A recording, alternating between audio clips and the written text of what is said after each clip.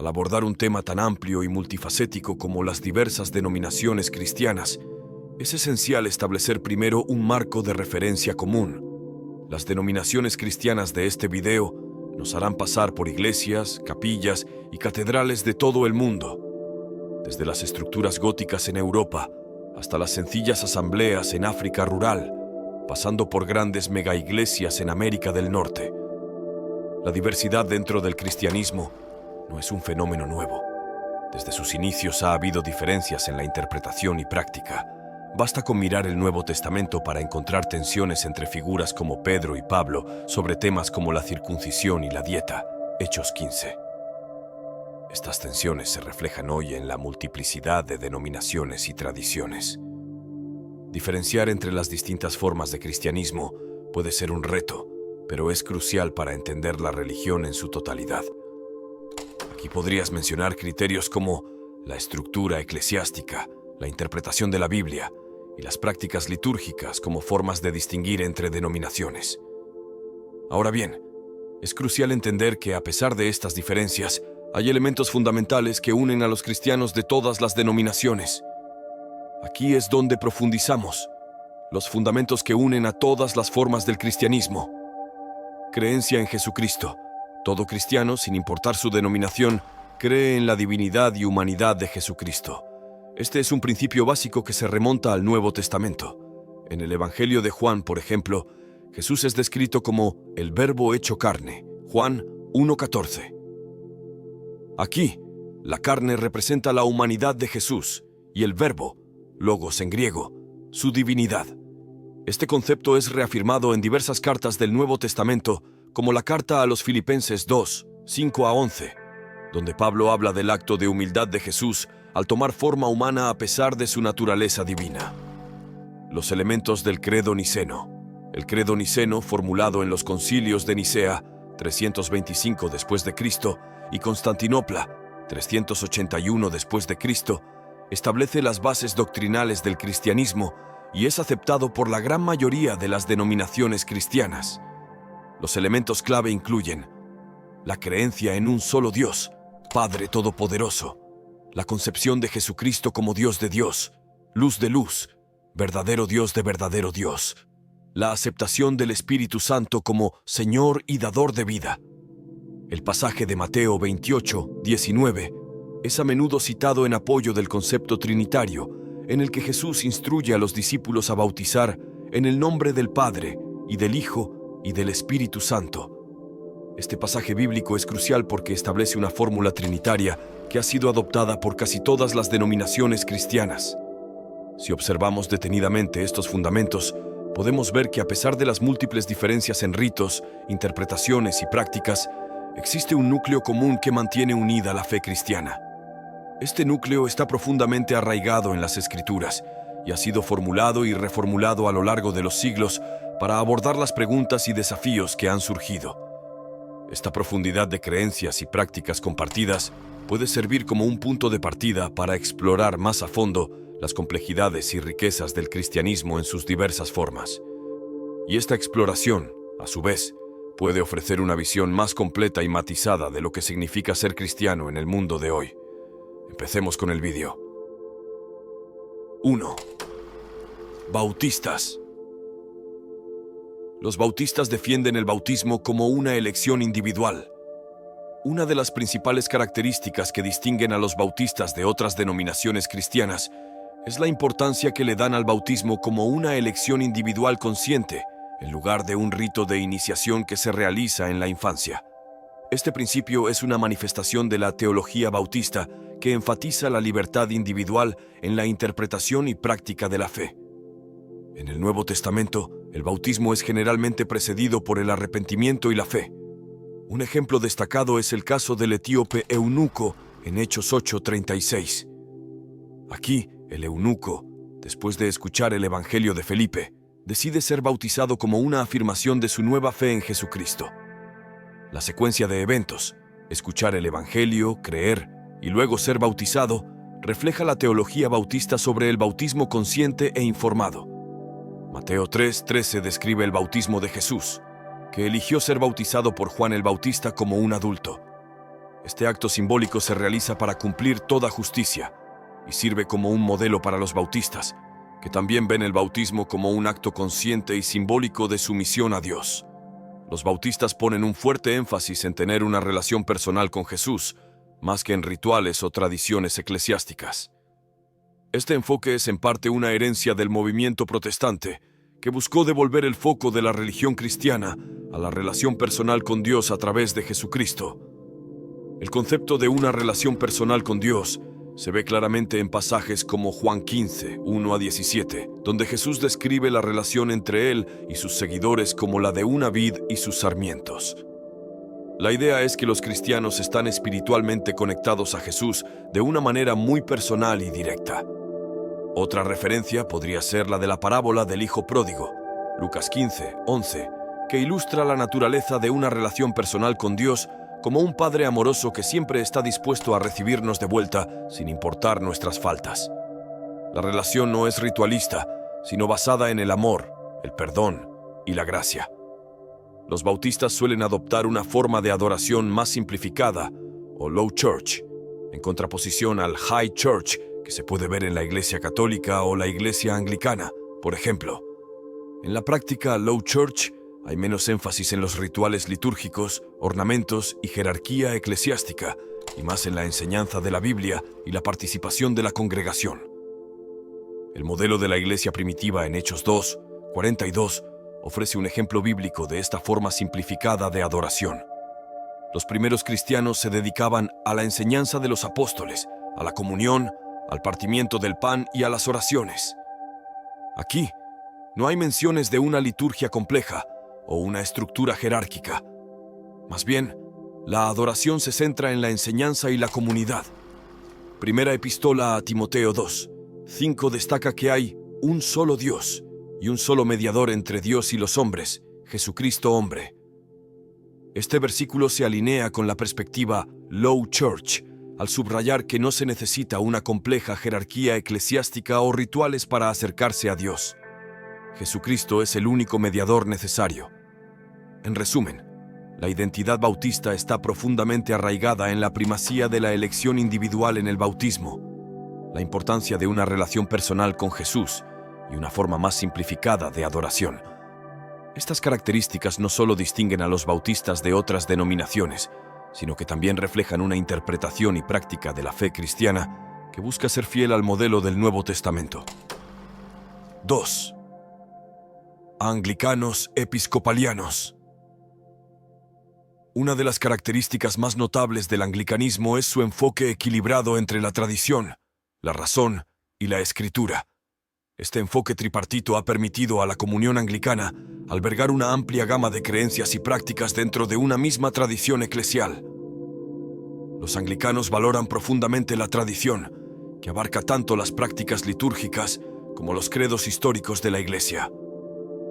Para muchos anglicanos, la tradición es una forma de conectarse con la historia de la Iglesia y de beneficiarse de la sabiduría acumulada a lo largo de los siglos.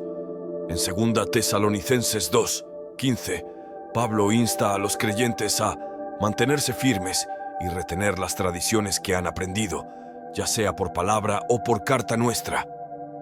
Este pasaje sugiere que la tradición tiene un lugar en la vida de fe, algo que los anglicanos toman en serio.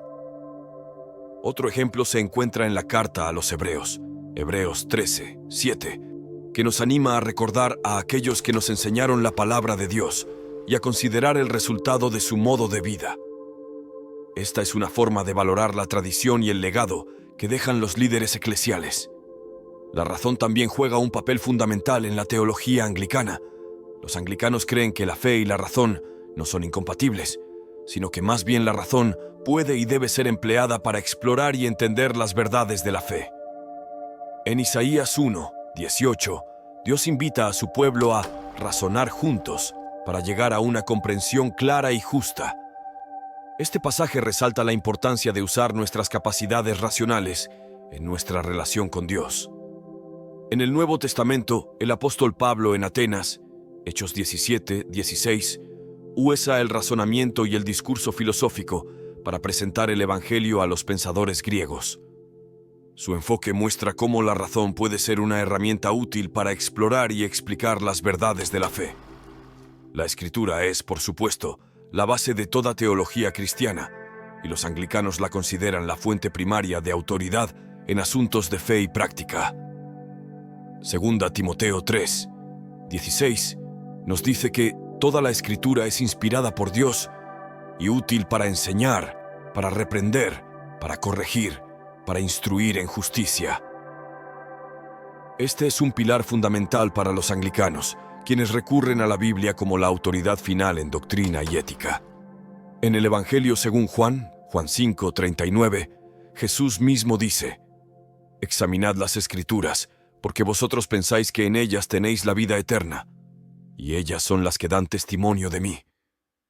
Esto destaca la importancia de la Escritura como medio para conocer más profundamente a Dios. Debido a este enfoque equilibrado, el anglicanismo ha sido capaz de albergar una diversidad de creencias y prácticas, desde las más tradicionales hasta las más liberales. Esto es en parte porque el anglicanismo valora la vía media, o vía media, un camino intermedio que evita los extremos y busca la armonía entre diferentes perspectivas. En 1 Corintios 12, 4, Pablo habla sobre la diversidad de dones en la Iglesia y cómo cada uno tiene un propósito en el cuerpo de Cristo. Esta diversidad en la unidad podría verse como una analogía a la diversidad de creencias dentro del anglicanismo. En Romanos 14, Pablo discute cómo los cristianos deben tratar las diferencias de opinión sobre cuestiones disputadas. Su mensaje es de tolerancia y amor mutuo, evitando juzgar al otro en asuntos que no son fundamentales para la fe. En suma, el anglicanismo ofrece un espacio único en el cristianismo para un enfoque equilibrado entre la tradición, la razón y la Escritura, lo que le permite albergar una diversidad considerable de creencias y prácticas dentro de una sola comunión eclesial. Este equilibrio se refleja tanto en su teología como en su vida litúrgica y comunitaria. 3. Metodistas wesleyanos. El metodismo, que toma su nombre de su fundador John Wesley, ha dejado un impacto duradero en el cristianismo en general. Uno de los aspectos más significativos de la teología metodista es su énfasis en la obra del Espíritu Santo y la creencia en la libre voluntad humana como elementos clave en el camino hacia la santidad. Para los metodistas, la obra del Espíritu Santo es fundamental para la vida cristiana. El Espíritu no solo regenera al creyente, sino que también lo capacita para vivir una vida santa y virtuosa. En el libro de Juan, específicamente en Juan 14, 26, Jesús habla del Espíritu Santo como el Consolador que enseñará a los creyentes todas las cosas.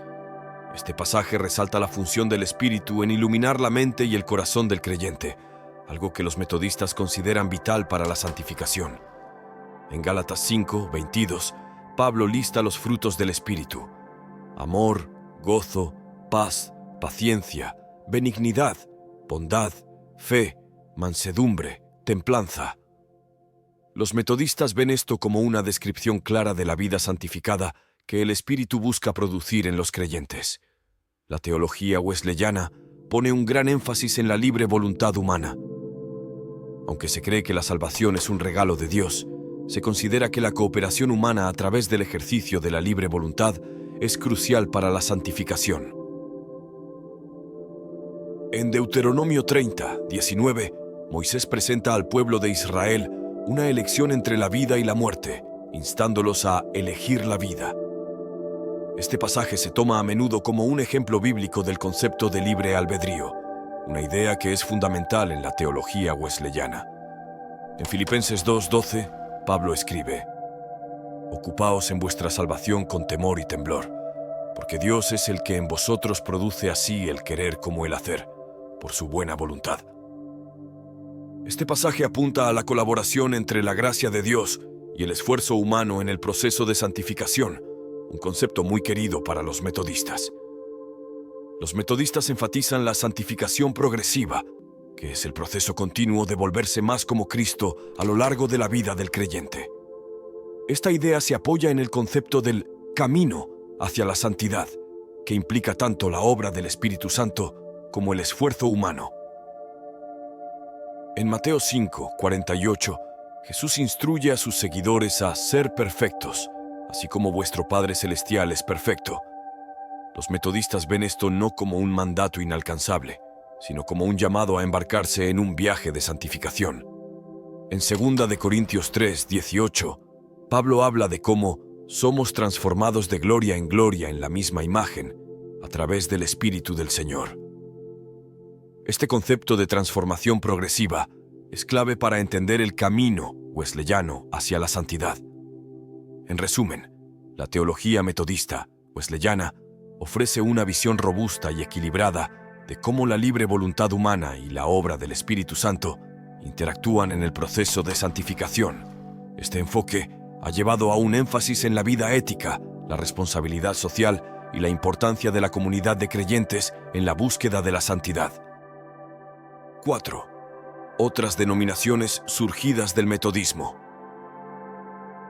El metodismo no solo impactó al mundo cristiano a través de la Iglesia metodista per se, sino que también dio origen a varias otras denominaciones y movimientos, especialmente en lo que respecta al énfasis en la santidad y la obra del Espíritu Santo.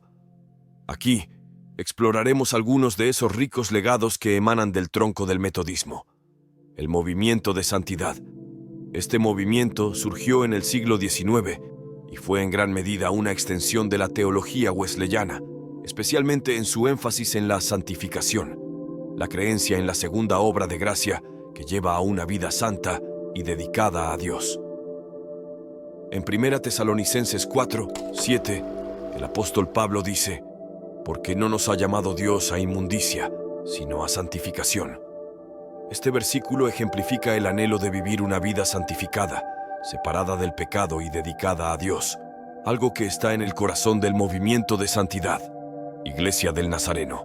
Originada a partir del movimiento de santidad, la Iglesia del Nazareno pone un énfasis significativo en la santificación y en vivir una vida santa. Los pentecostales.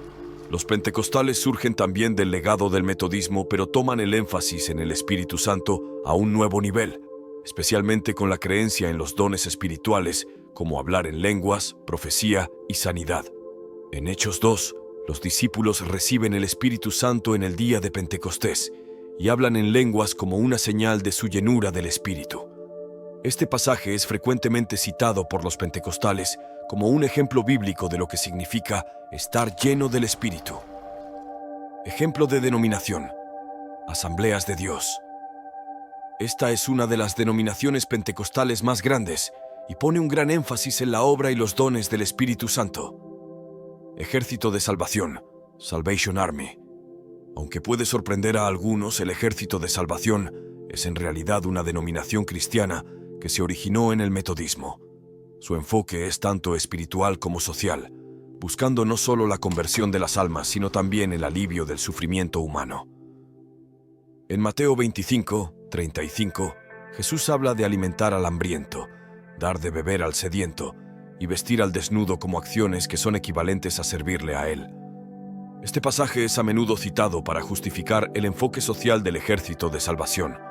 En resumen, el metodismo ha sido como un río con muchos afluentes, cada uno de los cuales lleva consigo la esencia de sus ricas teologías y praxis espirituales. Aunque hay diferencias en la doctrina y la práctica, el legado del énfasis en la santidad y la obra del Espíritu Santo persiste en estas diversas corrientes. 5. Luteranos. Los luteranos ponen un fuerte énfasis en el concepto de la ley y el evangelio. Martín Lutero, el reformador alemán que inició la Reforma protestante, sostenía que la ley muestra a las personas su pecado y las conduce a la desesperación, mientras que el evangelio ofrece la gracia de Dios a través de Jesucristo. Romanos 3:23 dice: «Por cuanto todos pecaron y están destituidos de la gloria de Dios, siendo justificados gratuitamente por su gracia, mediante la redención que es en Cristo Jesús». Aquí vemos el contraste. La ley nos condena a todos como pecadores. Todos pecaron. Pero el Evangelio ofrece redención gratuita a través de Jesucristo. Los luteranos practican el bautismo infantil y lo ven como un medio de gracia, no simplemente como un rito simbólico. Pedro dice en Hechos 2:38: Arrepentíos y bautícese cada uno de vosotros en el nombre de Jesucristo para perdón de los pecados, y recibiréis el don del Espíritu Santo, porque para vosotros es la promesa, y para vuestros hijos. Los luteranos citan este pasaje para defender el bautismo infantil como un medio a través del cual Dios concede su gracia. La Cena del Señor, también conocida como la Eucaristía o la Santa Comunión, es otra área donde los luteranos ponen un fuerte énfasis. Lutero no estaba completamente de acuerdo ni con la posición católica de la transubstanciación ni con la posición reformada simbólica, y desarrolló la idea de la consubstanciación, en la que Cristo está con y bajo las formas del pan y el vino. En 1 Corintios 11, 24, Pablo recuerda las palabras de Jesús: «Esto es mi cuerpo, que por vosotros es dado. Haced esto en memoria de mí. Y esta copa es el nuevo pacto en mi sangre. Haced esto todas las veces que la bebiereis, en memoria de mí». Los luteranos toman estas palabras literalmente para justificar su posición sobre la presencia real de Cristo en la Eucaristía. 6. Presbiterianos reformados. Los presbiterianos y otros cristianos reformados ponen un gran énfasis en la teología sistemática y la soberanía completa de Dios en todos los asuntos, incluida la salvación. Romanos 9:15 dice: «Porque a Moisés dice: tendré misericordia del que yo tenga misericordia, y me compadeceré del que yo me compadezca». Así que no depende del que quiere, ni del que corre, sino de Dios que tiene misericordia. Este pasaje suele citarse para respaldar la doctrina de la predestinación, que sostiene que Dios ha elegido a aquellos que serán salvados. La doctrina de la predestinación, que afirma que Dios ha predestinado a ciertas personas para la salvación, y en algunas interpretaciones, a otras para la condenación, es uno de los aspectos más debatidos pero también centrales de la teología reformada. Efesios 1:4 dice: «Según nos escogió en Él antes de la fundación del mundo, para que fuésemos santos y sin mancha delante de Él, en amor habiéndonos predestinado para ser adoptados hijos suyos por medio de Jesucristo, según el puro afecto de su voluntad».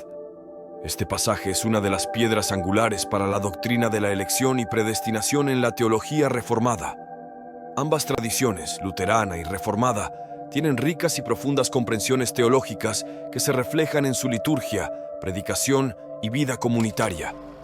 Tanto la ley y el evangelio en la tradición luterana, como la soberanía de Dios y la predestinación en la tradición reformada, son conceptos que han sido profundamente influenciados por los textos bíblicos y que siguen siendo temas de debate y reflexión hasta el día de hoy.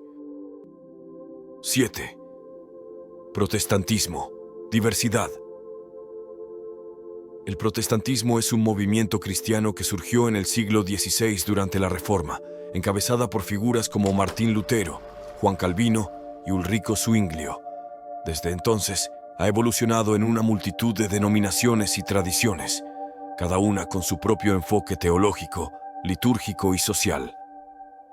Aunque es diverso, hay algunas corrientes fundamentales que atraviesan la mayoría de las denominaciones protestantes.